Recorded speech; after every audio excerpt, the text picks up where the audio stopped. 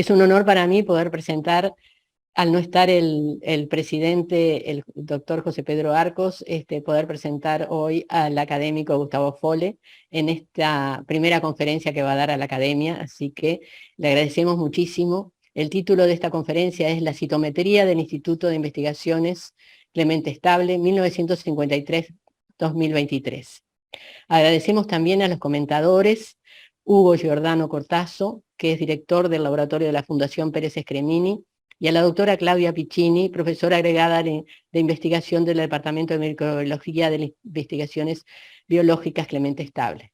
Muchísimas gracias y le damos ya rápidamente la palabra a Gustavo. Muchas gracias. Buenas tardes, muchas gracias por la presentación. La idea con este título es en parte rever algunos hitos y investigadores, digamos que fueron los iniciadores, la parte inicial de la charla de la citometría en el país. Y bueno, va a estar acompañado de algunos detalles técnicos y metodológicos, ya les pido disculpas, pero si no la explicación va a ser un tanto complicada. Bueno, empezaremos entonces con la citofotometría clásica, la citofotometría de exploración y la biodósis. Bueno, recordemos a Francisco Sáenz, que fue el primer citogenetista de América Latina. Nace en Montevideo el 10 de marzo de 1898, siendo el hermano menor del notable pintor Carlos Federico Sáenz. Culmina el profesorado y el doctorado en Ciencias Biológicas en la Universidad de La Plata en 1927 y obtiene por concurso el cargo durante la sección Citología Animal y Vegetal del flamante Laboratorio de Ciencias Biológicas en Montevideo, bajo la dirección de Clemente Estable. Años más tarde, dirigirá el laboratorio de citogenética de la institución y desarrollará sus trabajos de investigación y actividad docente tanto en Montevideo como en La Plata. En su extensa obra científica, Sáenz realizó notables aportes en el campo de la citogenética de mamíferos, anfibios, ortópteros, arácnidos y del reino vegetal. Desarrolló nuevas técnicas de edición cromosómica y los primeros estudios sobre la acción de agentes potencialmente genotóxicos. Un activo comunicador de los riesgos para la población del empleo indiscriminado de productos mutagénicos y radiaciones ionizantes, capaces de originar cambios deleterios o mutacionales en el ser humano, incrementando la carga de genes anormales para las siguientes generaciones. Eximio docente, formó numerosos investigadores jóvenes de Uruguay, Argentina, Chile y Brasil, y fue coautor junto a Eduardo Robert, su primer alumno, y Walter Rovinski, el conocido libro Citología General, traducido a 7 idiomas, que ahí hay un ejemplo de la copia en español. Recibió numerosos reconocimientos académicos, de los cuales se destacan Premio Nacional de Ciencias Naturales y Biológicas de la República Argentina en 1934, doctor honoris causa de la Facultad de Humanidades y Ciencias y profesora de honor de la Facultad de Medicina de la Universidad de la República en 1968, socio honorario de la Sociedad de Ingeniería Genética en el 71 y premio Lucio Cherny de Argentina en el 73. Bueno, Sáenz y los inicios de la citofotometría en Uruguay. Durante 1950 y 51, Sáenz usufructó una beca de la Fundación Rockefeller en la Universidad de Columbia junto al profesor Arthur Poynter, uno de los grandes citofotometristas de la época, para estudiar el análisis microfotométrico del núcleo y cromosomas. Al año siguiente, completó su formación en este campo con el profesor Rolf Kaspersson en el Karolinska de Estocolmo, el cual había diseñado y desarrollado un microespectrofotómetro que luego sería comercializado por la compañía Carl Zeiss. Con la ayuda de la Fundación Rockefeller logró financiar el primer citoespectrofotómetro existente en ambos marcas de plata, que está aquí, que lo lograron completar el armado en el año 1953, y básicamente lo que se hacía que tenemos un núcleo de poder medir pequeñas áreas dentro del núcleo, que lamentablemente eran escasas las áreas que se podían porque implicaba mover la platina para tener las pequeñas áreas a medir el núcleo con este equipo, que básicamente es un microscopio, del cual destacar que hay más aperturas para poder delimitar estas imágenes en los núcleos a medir, y el ocular de medición aquí, y naturalmente una fotomultiplicador para aumentar la señal luminosa, que es evidente que son muy débiles y necesitan ser amplificadas para su correcta medición. Los primeros avances, seleccioné 2 publicaciones más o menos de la época, una de estudios microespectrofotométricos de la heterocromatina y la a nivel meiótico, y otro sobre el metabolismo de ácidos nucleicos en las células tumorales. Ya en aquella época Sáenz tenía el interés de estudiar los equilibrios genéticos en las células malignas. Y a la par ya colaborábamos en aquella época Máximo Dretz, y con gran habilidad, un gran microscopista, Máximo Dretz, un gran microscopista, diseñó un pequeño aparato llamado discriminador de imágenes, que lo que posibilitaba era, de las pocas medidas que se hacían moviendo la platina a través de un espejo colocado en el camino óptico, se podían hacer mucho más medidas. Eso fue publicado en estas dos contribuciones. Bueno, Sáez tuvo dos homenajes fundamentales, yo diría de organizado su 70 aniversario a través de la UNESCO, y un libro que escribió Máximo Dretz sobre su vida y su obra, el cual trajimos un ejemplar para donar a la biblioteca. Bueno, la microespectrofotometría quedaba limitada más que nada a la medición de núcleos, porque no era posible conseguir imágenes cromosómicas aceptables para hacer mediciones. Y en el año 1956, Tío y Levan logran a través de cultivos de células embrionarias determinar el número exacto de los cromosomas humanos. Acá es una microfotografía, acá son dibujos de cámara lúcida. Y esto logró naturalmente, esta técnica permitió un avance muy importante en los estudios cromosómicos durante toda la década del 70, pero después se produjo un estancamiento en el progreso, digamos, del estudio de los cromosomas, porque era muy difícil identificar los cromosomas, sobre todo si eran de tamaño más o menos similar. Y comienza entonces lo que nosotros denominamos la era de las bandas. ¿Cómo surgió eso? Surgió la hibridación del ciclo. Esto es una técnica que hoy se utiliza muchísimo, pero mucha gente desconoce que en realidad fue el origen de la técnica por estos investigadores Mary-Lou Pardieu y Joseph Gold, que estuvieron acá en Montevideo, Gold dando conferencia en el año 75 y Mary-Lou Pardieu en el año 77. ¿Qué se les ocurrió hacer a estos investigadores? A través de técnicas que llaman de ultracentrifugación, lograron separar diferentes fracciones del ADN de ratón. Y hay una fracción que se separa mayormente de lo que se llama la banda principal, y pues se llama ADN satélite. Cuando se estudia la composición, es un ADN no codificante, son pequeñas secuencias que están repetidas a 2 millones de veces. Por eso migran en forma diferencial cuando se centrifugan. Tomaron ese ADN, hicieron una transcripción in vitro con ribonucleótidos marcados y lo marcaron radioactivamente, y este ARN marcado lo hibridaron entonces con una metafase o metafases de ratón desnaturalizadas con hidróxido de sodio. Y lo que vieron era que precisamente ese ADN altamente repetido marcado ocupaba siempre las regiones centroméricas de los cromosomas de ratón. Por ese mismo tiempo, y una vez publicado ese trabajo, Frances Arrighi, que también estuvo en el 77 en Montevideo, fue a estudiar la técnica de profesor Pardieu, y cuando vuelve a su laboratorio, en el MD Anderson Tumor Institute, hace exactamente la técnica sin utilizar productos radioactivos. Colorea con el colorante de Ginza y ve que se colorean las regiones centroméricas de todos los cromosomas humanos, en este caso, y el brazo largo del cromosoma Y. Y esa es la localización del ADN perfectivo, que son algo molecular, pero que lo estamos viendo con una técnica citológica. Por ese entonces, Máximo Dretz va como profesor visitante al laboratorio de la profesora Margaret y yo, también en el mismo lugar, en el Anderson Hospital Tumor Institute. Y casualmente el laboratorio de Margaret y yo estaba prácticamente al lado de Arrighi y Xu.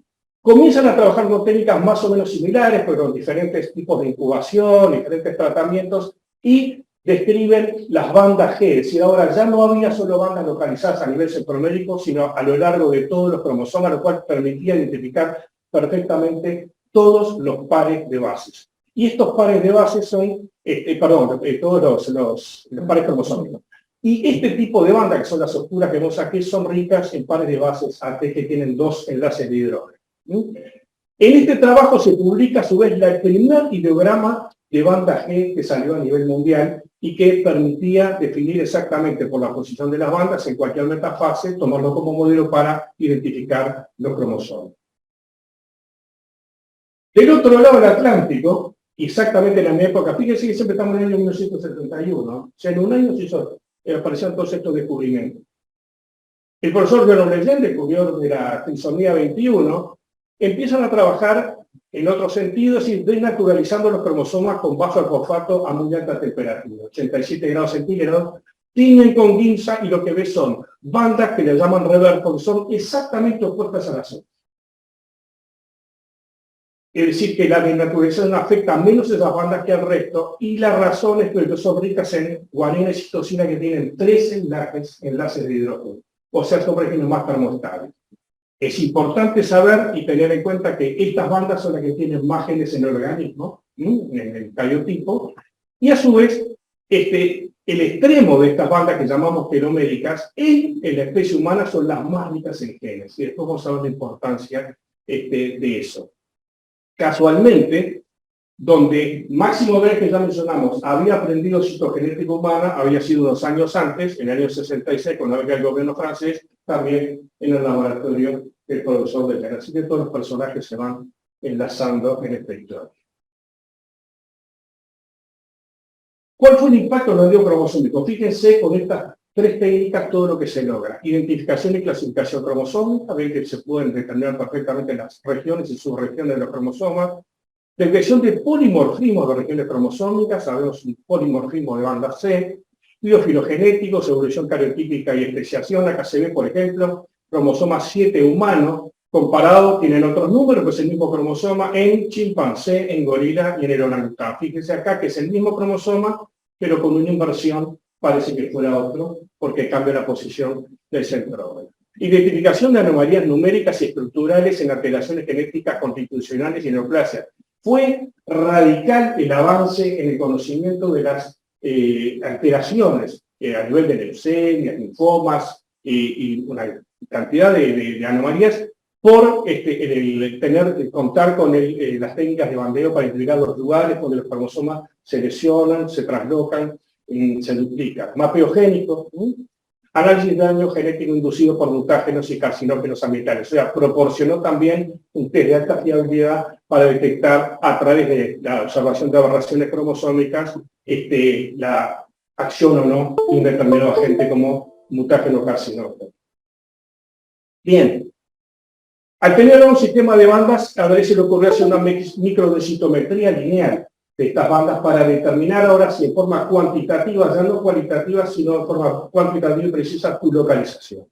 Entonces tuvo un equipo modificado, el que ya vimos, lo que diseñó fue este pequeño dispositivo que permitía ahora escanear directamente el cromosoma. O sea, es muy difícil hacer microdensitometría o citofotometría de cromosomas, son entidades muy pequeñitas. Lo que se hace es hacer una fotografía a muy alta resolución y después se amplía. Tiene un papel fotográfico de un film, o sea que prácticamente estamos trabajando con 4.000 aumentos.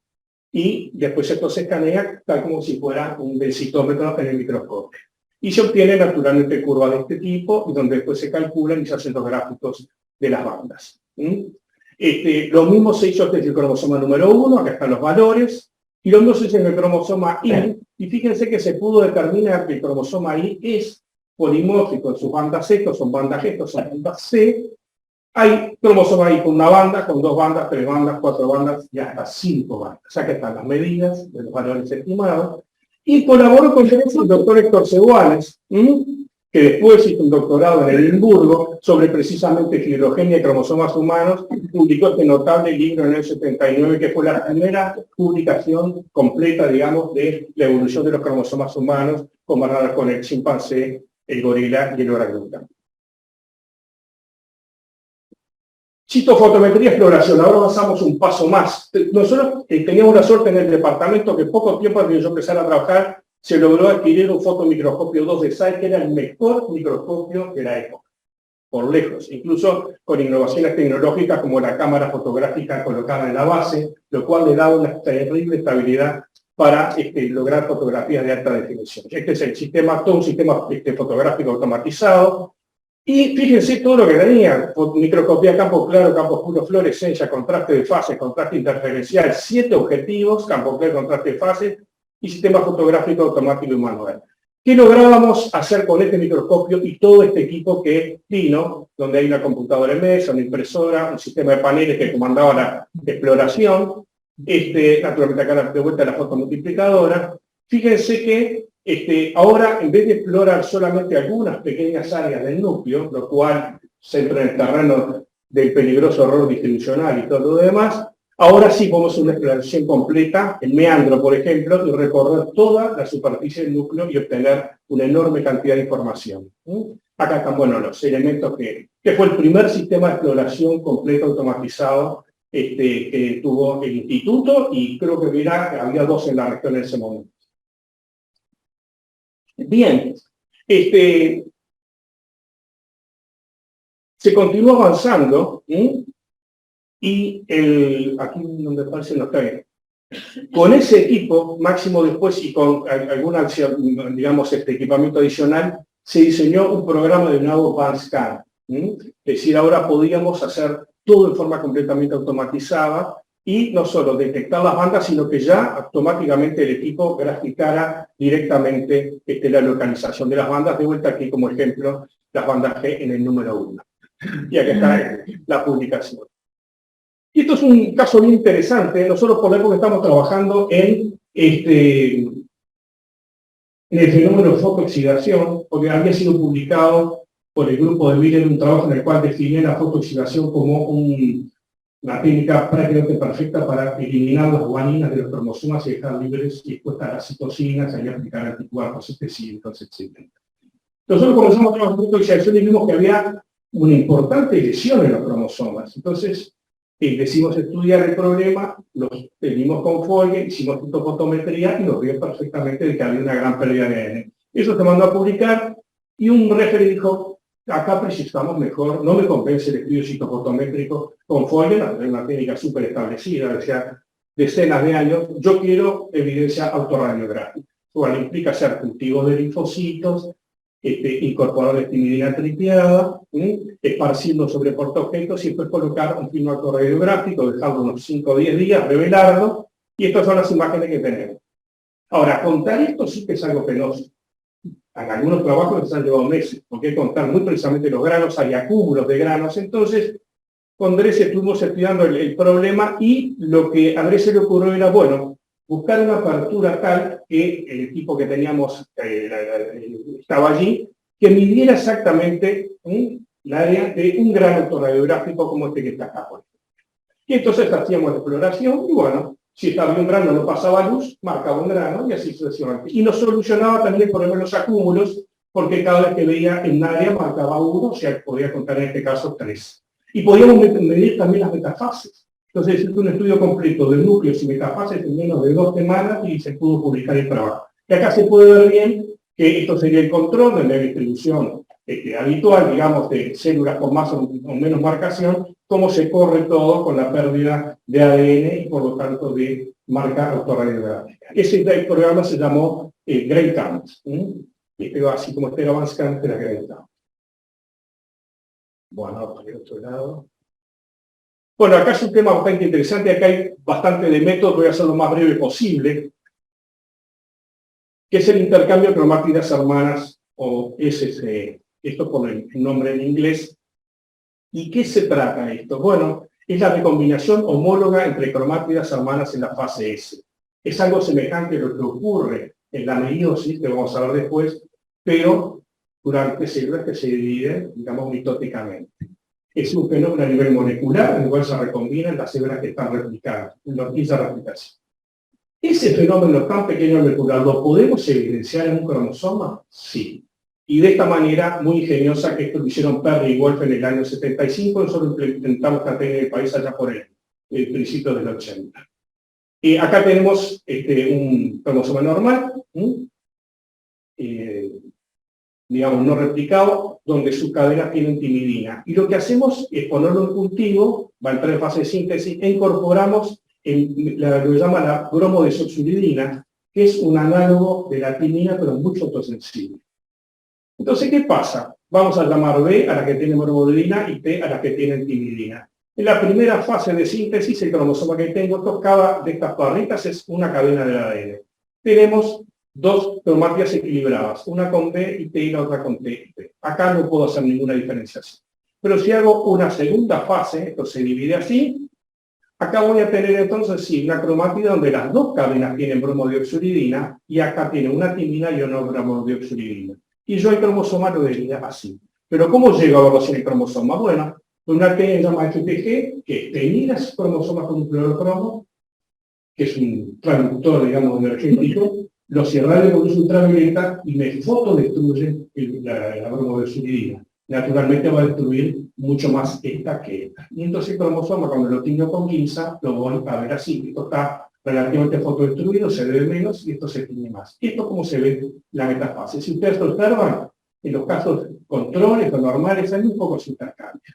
Fíjense lo que sucede, por ejemplo, en el síndrome de Bloom. Entonces se multiplica por más de 10 veces el intercambio entre cromática y sabana. ¿Qué pasa en el síndrome de Bloom? El gen PML, que tiene un activo papel en la reparación, está mutado, entonces falla la reparación y aumenta drásticamente el intercambio de cromátidas hermanas. También esta mutación condiciona la aparición de aberraciones cromosómicas, predisposición al cáncer, etc.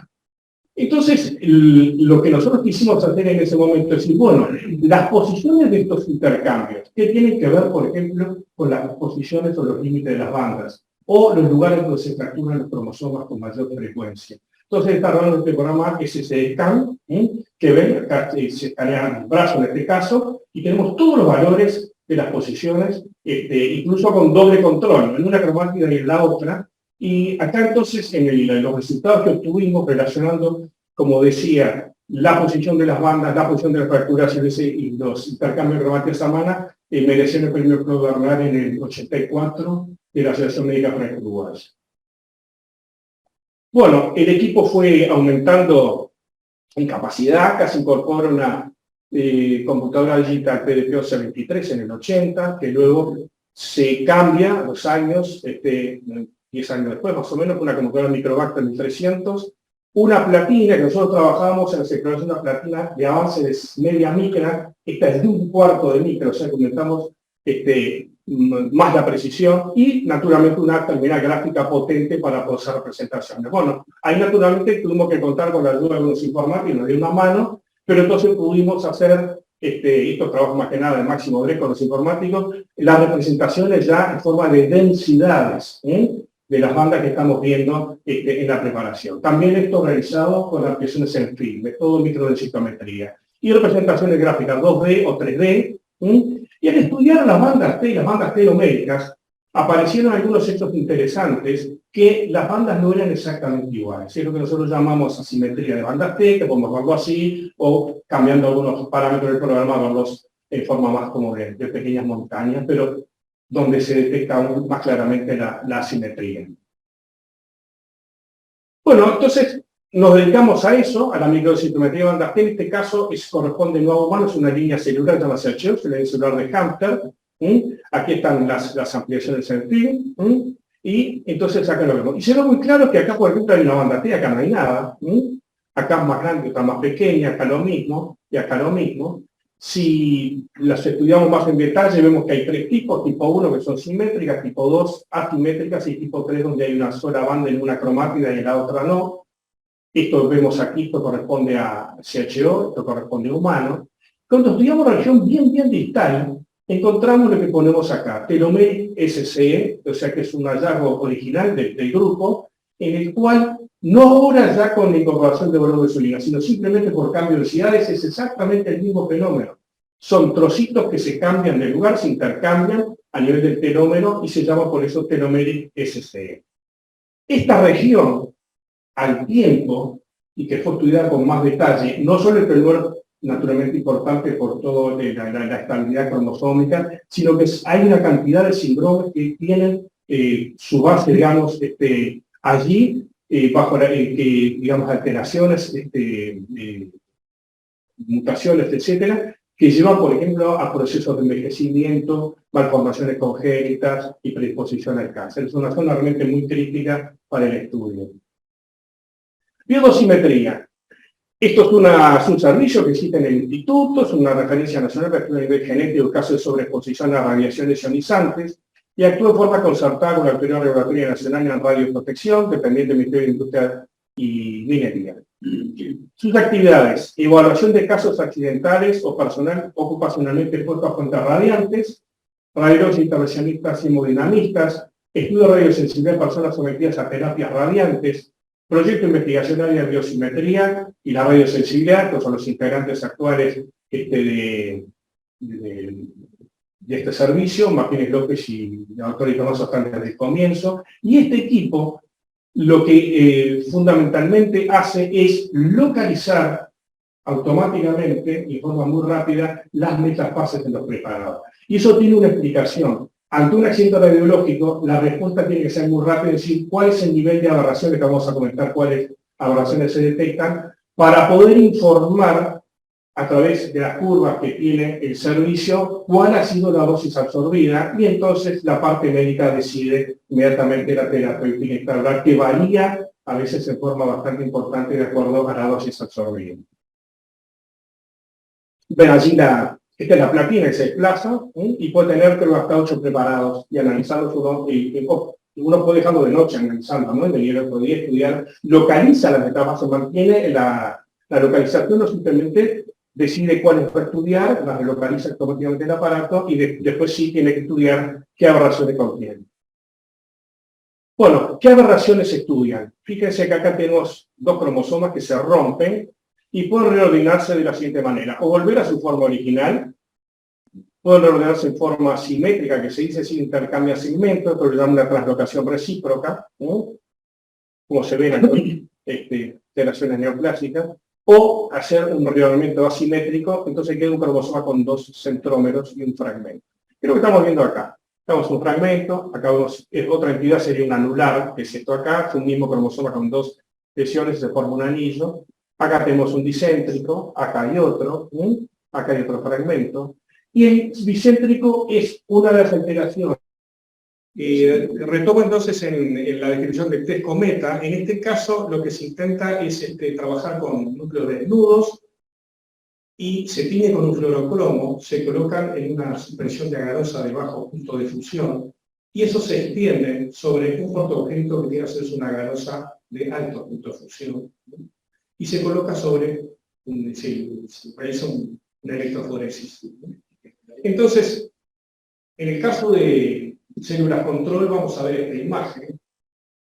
Y en el caso de células que han sido tratadas, vamos a ver que existe un desplazamiento de parte del ADN, que existe cuando, por ejemplo, más intenso el tratamiento, y lo que se llama entonces la cola de Covita. Y en esa cola de Covita es un fragmento de ADN que va migrando con el campo electrofórico, donde se pueden definir tipo 1, 2, 3, 4, 5 a toda la intensidad. Esto sería la condición de la cabeza, que sería lo que va quedando en el núcleo, y la cola son los fragmentos migrados del ADN.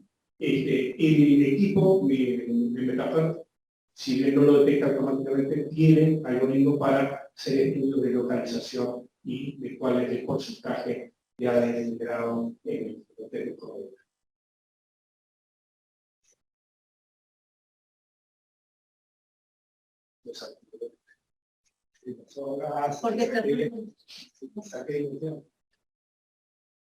A ver si lo puedo mover acá.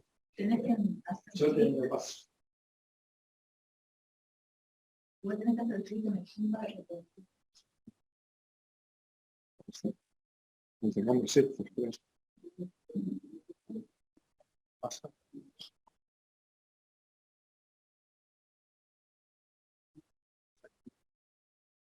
Ahí pasó. Bien, bueno, ahora desde el año 21 este servicio cuenta con el equipo Metafern 2, que realmente creo que es, no sé si hay 2 equipos en la región de esta índole, que ahora sí tiene programas que permiten hacer todos estos de forma completamente automática, detectar las metafases, encontrar los bicéntricos y clasificarlos. ¿Lo pasé yo, no? Sí. Luego. Ahí está. Cuantificar micronúcleos, medir cometas, señales de Fish, tanto a nivel, digamos, de núcleo como de tejido. O sea que es muy completo. Y tiene a su vez digamos, la virtud o el atributo de tener, digamos, machine learning. O sea, el operador puede ir incrementándole las propiedades a la máquina, haciendo que impute algunos datos específicos del estudio que intentan realizar. ¿Qué te pasó? Ahora me pasó. Sí, te pasó. Bueno, simplemente algunas publicaciones donde destaco que hay unas son de tipo metodológico, son artículos originales, algunas revisiones, Y en el área de la citometría, todos esos resultados y más que les estuve contando han sido fuentes de resultados para tesis de grado, de maestría y de doctorado. Bueno, entramos en citometría de clasificación celular. Aquí cambia completamente el paradigma, o sea, ya salimos de la exploración bidimensional, colocamos a las células entonces en una suspensión líquida y las hacemos pasar por una botilla a alta presión y en forma lineal frente a un láser, por ejemplo, un láser de 488, que va a impactar en la célula y vamos a empezar a recoger señales a través de lentes especiales, acá tenemos filtros ópticos. La señal que está en la misma dirección la vamos a llamar forward scatter, este detector, que nos habla de el tamaño de la célula. A 90 grados vamos a ver la detección de fluorescencia y también de el side scatter, que en realidad nos habla de la complejidad de la célula. Y con espejos dicrónicos vamos dirigiendo las señales fluorescentes, la célula está tenida con algún tipo de fluorocromo, y las vamos recogiendo en estos detectores FL1 y FL3, que son naturalmente de amplificar, son señales muy pequeñas, conversión analógica digital. Ahora estos paquetes de donde existe, ahora va directamente a la señal digitalizada y al ordenador para él. Y a la par, podemos clasificar las células, es decir, a través de un sistema de reconocimiento de la célula que es positiva para nuestros intereses, un sistema de carga, positivo o negativa, vamos a hacer deflecar esas células, cuando las sometemos a placas, ya sean positivas o negativas, y que vayan específicamente a un tubo o a otro, y la clasificación puede alcanzar niveles de 98-99% de niveles. Este fue el primer citómetro clasificador celular dentro del país en el año 98, originándose el servicio Citometría de Flujo y Clasificación Celular, o CECIF, que es un citómetro de flujo y clasificación para fragmentos, 2 láseres 408 y 360, o sea, UV, con 5 detectores en total, forward scatter, y 3 fluorescencias. Entonces adquirió un proyecto de CONICIT, coordinado el doctor Máximo Dres, y por la creación del servicio. Al mismo tiempo que llegó este pequeño citómetro, un analizador fast count, con un láser de 546 nanómetros, 2 detectores, y se usaba como citómetro de bioseguridad para análisis de poblaciones depositarias en el caso de VIH, con la propiedad que durante varios años no existía en el país, que hacía conteo absoluto de linfocitos. Por esas épocas, un poco más adelante, en realidad, organizamos los 2 primeros cursos internacionales sobre citometría de flujo, y voy a destacar en el primero que logramos, o tuvimos la suerte de trabajar con Howard Shapiro, probablemente uno de los mejores citometristas de toda la historia, Scott Cram, que es el experto en clasificación cromosómica, y fue precisamente el encargado de clasificar los cromosomas para el proyecto de humano. Existe muchas veces un conocimiento un poco incorrecto, diría yo, de que prácticamente se tomó todo el ADN humano y se empezó a secuenciar. Primero se hizo una clasificación de los cromosomas y después se fue secuenciando cromosoma por cromosoma, y esto lo hizo en los álamos, en los álamos se encontraron. Y ya lo dado de ser, yo lo conocí en Alemania, escuché una conferencia que Berlín, que es un experto en citometría vegetal y cómo mostrar una cosa sobre eso. Bueno, contenido del ciclo celular, recordemos fase 1 de crecimiento de la célula, fase de síntesis del ADN, la fase P2, continuo crecimiento, pero la fase premitótica, mitosis y la citocinesis y la célula seca. ¿Cómo lo ven? El citómetro, si nosotros tenemos el ADN con algún fluorocromo que nos marque su presencia. Bueno, tenemos numeramentos en el pictograma, entonces vemos acá la célula está en eje 1, la fase de proliferación OS, que naturalmente el ADN va aumentando, y la fase final donde la célula o está en eje 2 se está por dividir, que la llamamos G2N. Algunos ejemplos de los trabajos que hemos realizado en ese sentido. Acá tenemos, por ejemplo, las células HL60, que corresponden a una línea celular, una leucemia promielocítica humana, que su perfil es que las células se los observamos a microscopio, y el perfil citométrico, el histograma es así, con una fracción de proliferación importante. Aquí están suspendidas en el metilsulfóxido porque es el vehículo del ácido retinóico, que es lo que vamos a ensayar. En PBS vemos prácticamente lo mismo, en alguna fracción importante de proliferación, y cuando la tratamos 6 días con ácido retinoico, se diferencian granulocitos, y dice cómo cambia perfectamente, y se ve la diferenciación con un gran componente de G1, prácticamente una fracción de proliferación casi inexistente en pequeñas células en el inicio. Esto es un trabajo que hicimos para colaboración del Departamento de Neurofisiología Celular y Molecular del IPSE sobre proliferación celular durante la reconexión de la neurona. Esta pequeña tortuguita que se llama Trachemia dormini tiene la peculiaridad que si se le segmenta la médula, a los pocos días comienza a caminar nuevamente. No creo que no logra nadar, pero sí logra caminar. Entonces, quiere decir que hay una reconexión efectiva. Los investigadores de este departamento vieron por técnicas, digamos, histológicas que existía una proliferación celular, pero bien identificarlo realmente y tener un dato objetivo. Y entonces, mediante citometría, acá estos son controles, se ve claramente la presencia de una fase de proliferación que no existe en los controles. Y este es otro caso, que es la inducción de apoptosis en una línea celular hematopoietica murina, que naturalmente depende de interleucina 3 para desempeñarse. Este es el histograma que vemos normalmente, y cuando lo deprivamos de interleucina 3 aparece el fenómeno apoptótico. En las fases un poco más avanzadas lo que sucede es que la célula comienza a desintegrarse y pierde cuerpos, digamos, apoptóticos que contienen citoplasma, pero también ADN. O sea, nos van quedando células con menos ADN, y es lo que lo ve el citómetro acá, y es lo que clásicamente se denomina pico subterrúnico, que es paradigmático de la apoptosis. En este caso, cantería con ADN con neuroproteína. Bueno, venenos mitóticos. Esto en realidad es un ensayo que hicimos para un curso, para que se pudiera ver el efecto de los venenos mitóticos sobre el ciclo celular, utilizando colsemil, que lo usamos habitualmente para preparar estas fases, pero acá naturalmente uno es mucho más prolongado. Esto sería la línea celular CHO, que ya la vimos.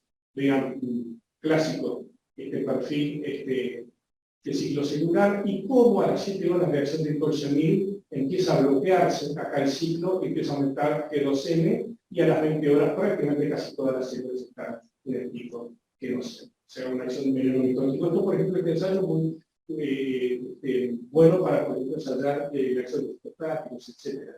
O veneno mitótico en general. Bueno, y hicimos determinación también de contaminantes en vegetales. Bueno, vegetales junto con esta charla, pero bueno, todo esto está enfocado de alguna manera a pasturas o elementos que determinan siempre la cadena alimentaria, y con relación alimentaria es parte de salud. Entonces, pero es poca cosa. Fíjense que esto lo aprendimos con Dorecel. Acá, bueno, intervino mucha gente, pero están allí los sectores, son colaboración con la facultad de INAC, con Facultad de Economía, con INACE. Y acá, por ejemplo, tenemos la determinación de ciclodina en Ryegrass. Ryegrass tiene dos tipos, uno que es diploide y otro es tetrafloide. Así que tiene dos de promoción. El tetrafloide produce mucho más biomasa, o sea que alimenta mejor, son praderas mejores para alimentar el ganado, por ejemplo el ganado lechero. Entonces es importante determinar el grado de ploidía. Esto lo vamos a hacer, hay unas plantillitas que las preparamos y pasamos por el citómetro y se diagnostica perfectamente. Y en 2 horas nosotros podemos informar cuál es el grado de tetracloridea, que hay un bloque de células de arraigar que puede parar ahí. También tenemos estudios en gramíneas del papalo, que son las gramíneas, digamos, naturales de campo, para la agronomía. Se utiliza siempre un control que es el tomate, que es un cultivo que está ya estandarizado a nivel mundial, y que se utiliza siempre esa misma muestra para medir las otras, que tienen 1,96 microgramos de ADN, y entonces en base a esto podemos determinar el contenido de otras especies. En este caso de papalo, aquí son eucaliptus, que es un estudio con niñas las brujas, para mejorar la parte de genética del eucaliptus, no variedad. Y acá libros específicos en Lotus, que es, hay 2 tipos de corniculatos y liginosus, y tienen diferencias de generación de biomasa, aprovechamiento, resistencia al estrés abiótico. Entonces quería tener híbridos para tener un mejor desempeño, digamos, en la parte de forrajes. Y aquí están las mediciones de los controles, que es el tomate. Esto es uno de los parentales, el liginosus, este es corniculatus, acá hay un híbrido. Estos son todos los híbridos que pudimos replegarle a la gente de y a las brujas para que pudieran después estudiar si eran mejores desde el punto de vista genético para la producción de fogaje.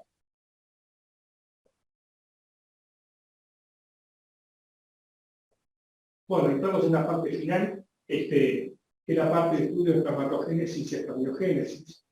Aquí, bueno, tenemos el testículo, el túbulo seminífero, y fíjense que naturalmente la fisiología es de tipo centrípeta, o sea, tenemos en la parte periférica las células fuentes, que son espermatozoides, y el proceso meiótico va hacia adentro hasta entregar espermatozoides maduros.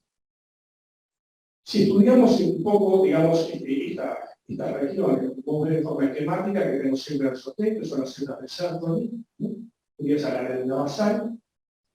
Estas células proliferan y originan espermatocitos primarios, o sea, células que tenían un contenido normal de ADN pasan a tener un contenido doble, la proliferación del ADN, y estas, cuando se dividen, después de la reproducción biótica, originan el espermatocito secundario, que vuelve a tener 2C de cantidad de ADN, y finalmente el espermatida con contenido haploide, y naturalmente el espermatozoide también.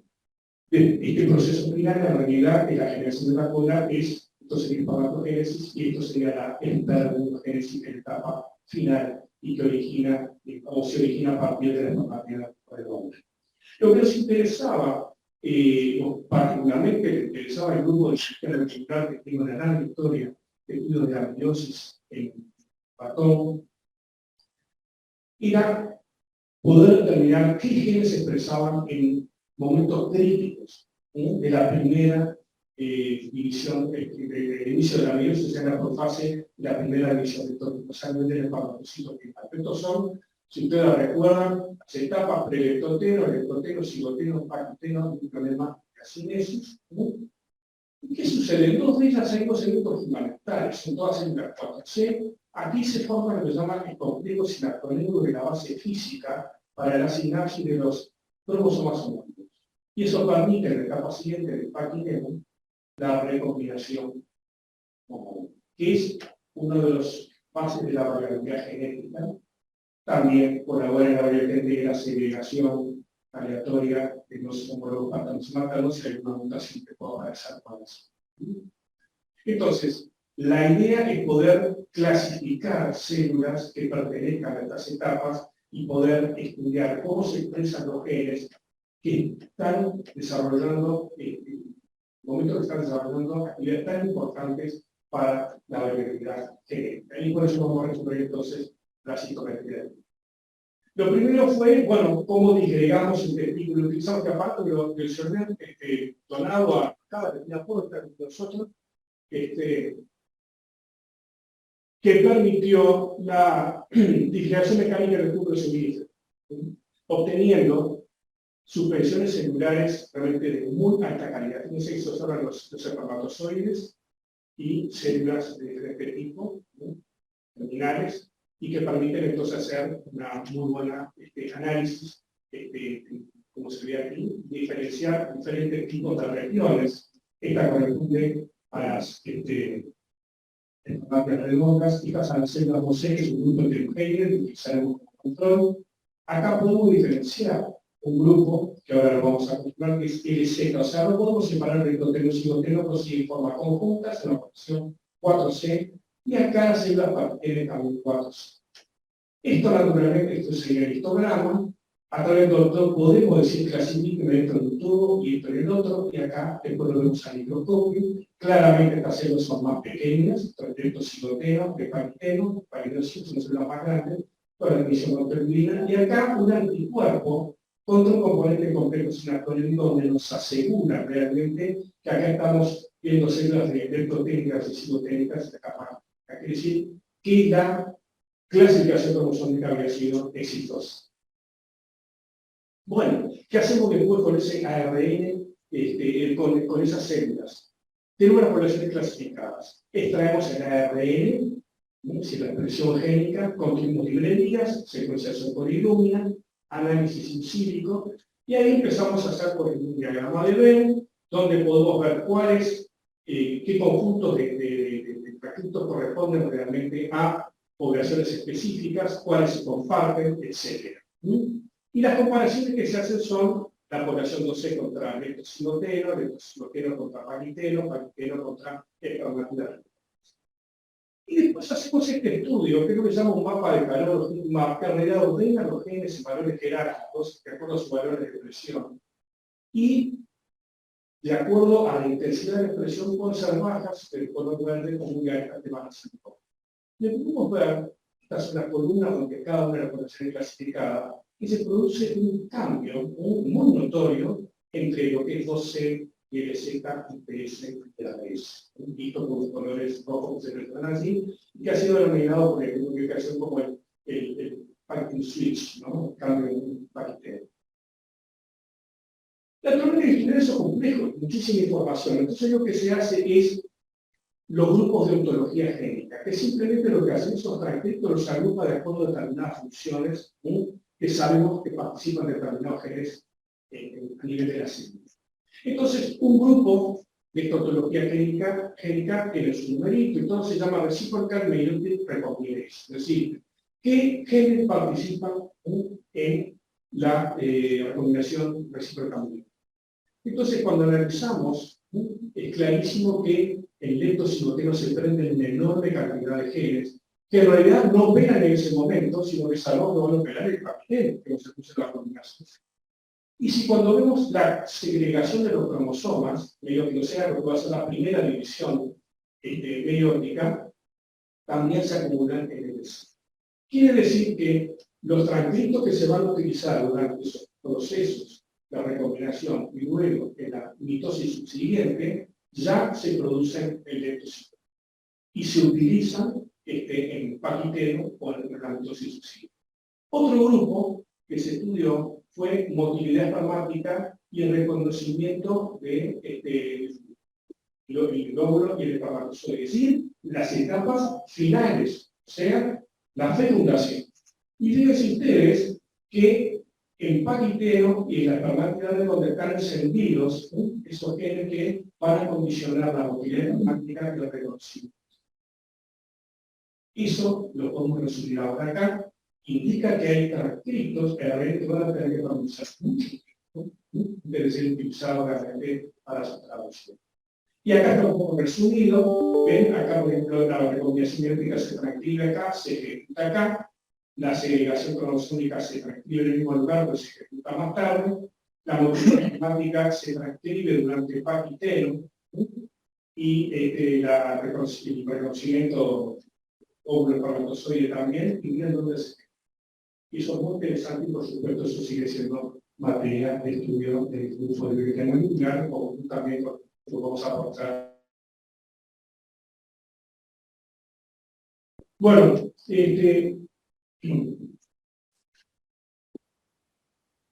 simplemente en resumen de publicaciones,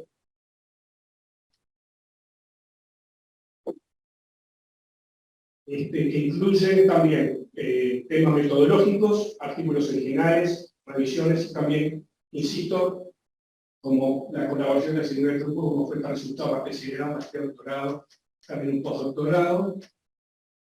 Desde el año 2018, ahora se hecho cuenta con este formidable equipo, hay dos en América del Sur nada más, que es un clasificador y citómetro ácido de Mike Coulter, es un proyecto con la ANI, IRSA y PDCIVA, que acabé de coordinar, y fíjense, podemos trabajar con 12 parámetros, 2 láseres, tiene la ventaja de tener 2 detectores de forma aleatoria, o sea que permite hacer un análisis de partículas pequeñas que vamos a seguir, y sistema de bioseguridad completo, y con ultrafiltración del líquido de Bayer, que se llama para la célula para la revisión, y triple filtración de aire fluidizado. Esto nos asegura que en el ambiente que rodea lo que vamos a medir, no hay ningún ruido de fondo. Entonces, eso es fundamental para el análisis de partículas pequeñas. Bueno, algunos detalles, 32 bits. Fíjense, podemos salir 1.000 millones de eventos en un minuto. Es fantástico. Un software examen de alta capacidad analítica se puede adquirir hasta 100.000 eventos por segundo. Puedo medir 100.000 células por segundo, detección de eventos raros con el 1%, y módulo de detección de partículas pequeñas que me arriman al área de los 200 nanómetros. Clasificación, bueno, 70.000 partículas por segundo, 6 días de clasificación con 99% de pureza, y tenemos 3 modos de pureza y posibilidades de clasificación mixtas, que realmente es muy conveniente. Bueno, proyectos recientes, esta en realidad es un proyecto que ya terminó, de Rodríguez Casuriaga, que es muy interesante porque una mutación humana se hizo en ratón, y es una mutación que está relacionada con insuficiencia familiar ovárica primaria, con resultados muy interesantes. Este es un proyecto también de investigadora que comienza ahora, que es optimización del servicio de diagnóstico fragmentacional en muestras hepáticas con la técnica TUNE, que es el proyecto ANI de la Vinculación Académica del Sector Productivo. Proyecto CECIP, un proyecto que ya hace unos años que está trabajando, que son varios investigadores de 3 departamentos y el servicio de citometría, tenemos en cuenta la producción, financiado por CECIP, que ha sido renovado por un periodo. Y últimamente hemos estado trabajando en calidad de agua, precisamente partículas pequeñas, junto con nosotros, recién comienza, pero acá se puede ver bien que las etapas finales de las partículas, digamos, de unificación del agua, que caen y podamos tener, o teníamos, un agua de Bueno, los investigadores simplemente del IPSE, CECIF, biología molecular, genómica, genética, van a colaborar trabajando con nosotros del lado de informática, fisiología celular, coordinación médico, agronomía, ciencias, señora Bruja y Asalto, y los colaboradores del exterior, Argentina, Brasil, Checa, República Checa, perdón, Portugal y Alemania. Y lo dejo finalmente con esto.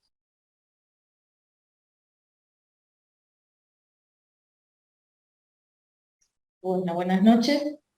Es un placer para mí estar acá acompañando hoy a Gustavo en esta instancia. Confieso que no tenía la menor idea de lo que era el rol de comentar una charla, así que le tuve que preguntar a Gustavo para que me desasnara de qué tengo que hacer. Y bueno, él me dio algunas instrucciones, y así que es mi primera vez en este rol.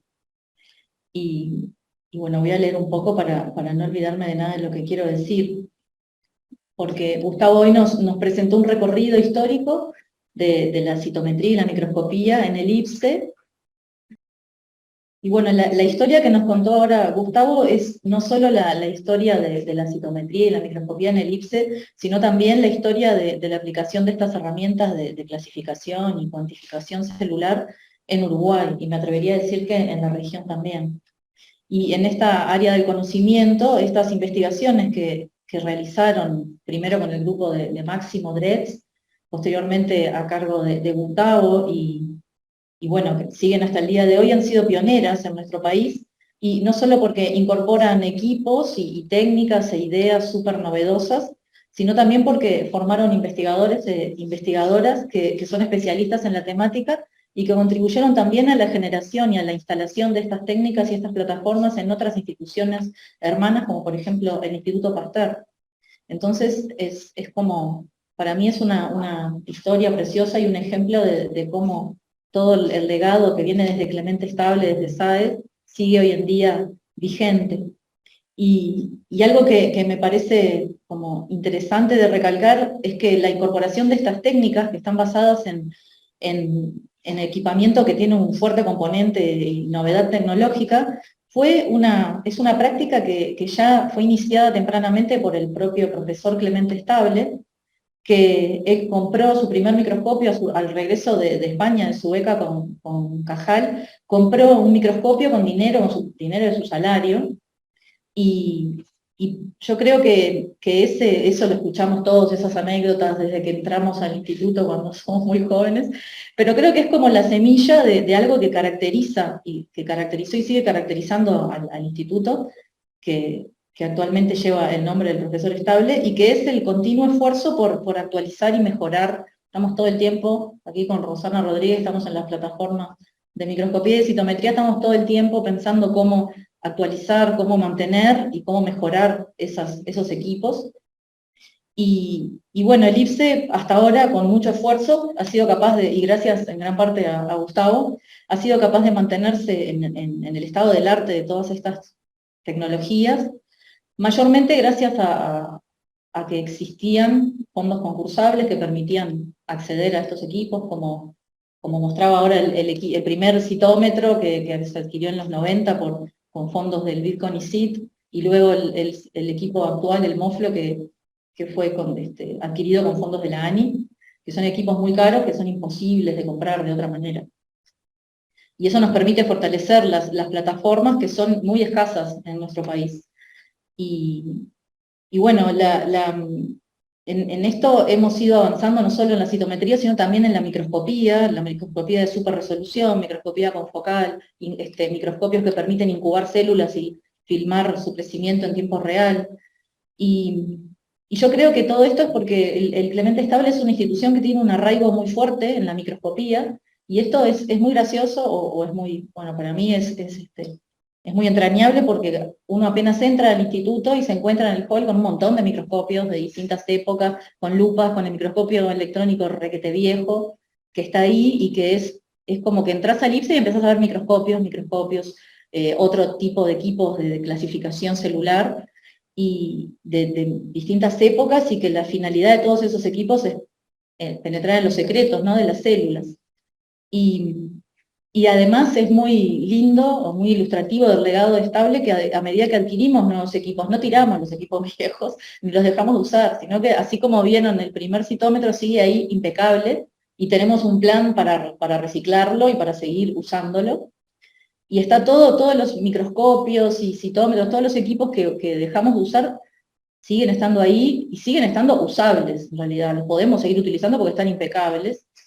El ejemplo más, creo, gráfico es el microscopio electrónico que tenemos, que es un microscopio que tiene muchas décadas y que es como si fuera un fósil viviente de microscopio electrónico.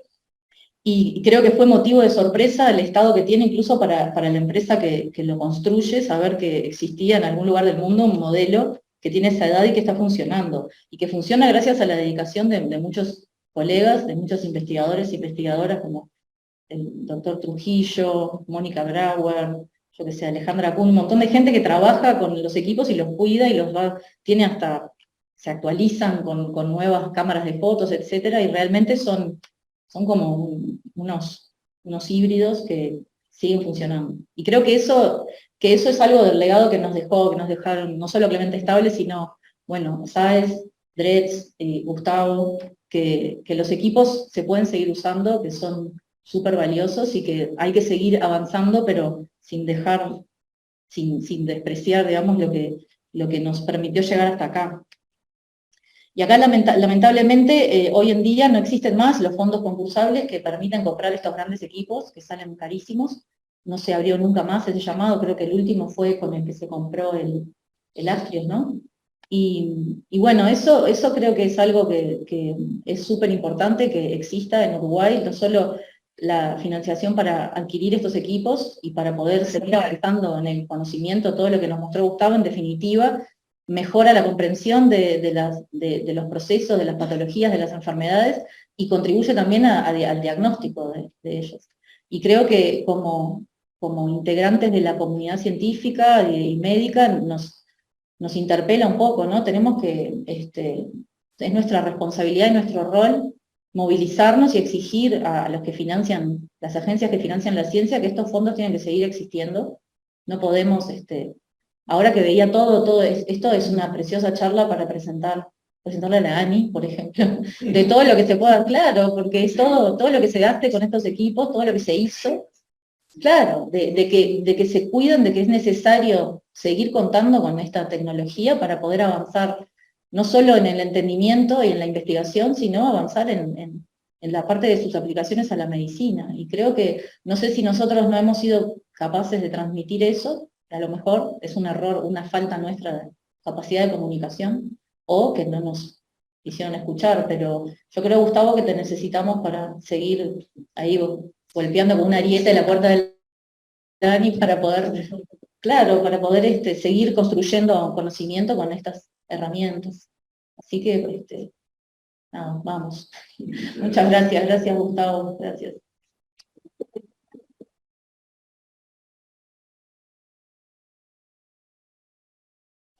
Muchas gracias. Es un placer estar acá y acompañar al doctor Fole en esta charla. Quiero decir que también soy debutante en este rol, pero bueno, con unos años más que ella.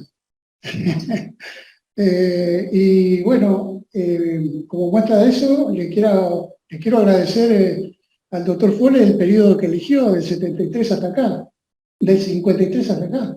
Es mi vida. Bueno, yo creo que esto que nos ha mostrado Gustavo, que yo sé, soy muy consciente de que para muchos de ustedes resulta muy ario, pero ha sido un desarrollo de mucho esfuerzo, de mucho empeño, de mucha concentración en a dónde apuntar los objetivos, y creo que lo han hecho muy bien.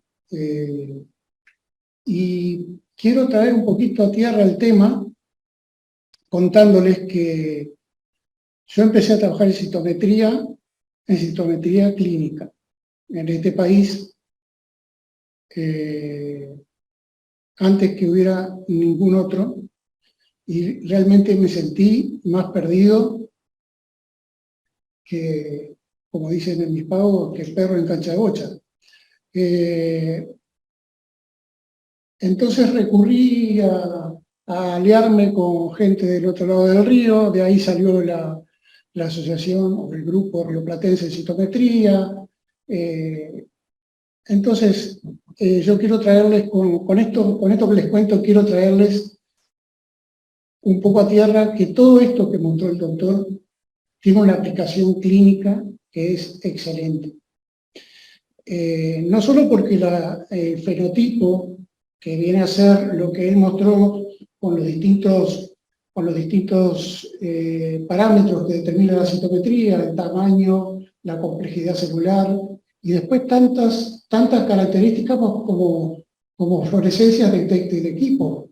Hoy en día estamos trabajando con equipos de más de 10 colores, 10, 12, y vamos cada vez más creciendo, que no significa precisamente un avance en ese sentido, sino también en calidad cuando se hace estandarizado y bien controlado. Pero la otra cosa fundamental que mostró Gustavo es que eso sí lo introdujo el Clemente Estable, fue el sorter, la separación celular.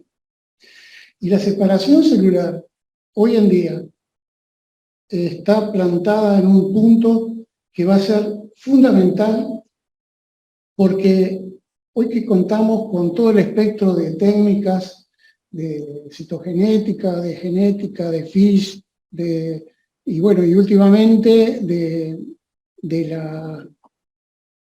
la secuenciación de nueva generación, secuenciación masiva, que es un arma impresionante.